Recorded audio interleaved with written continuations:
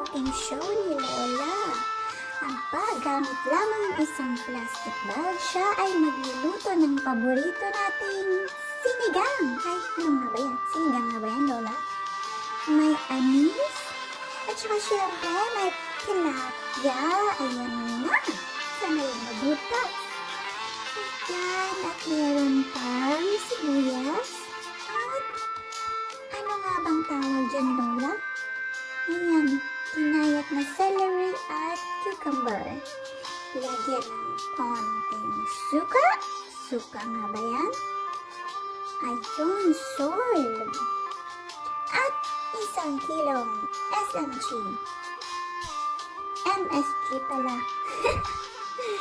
Ayan, halu-haluin natin. Sana wag mabutas para naman makakain tayo.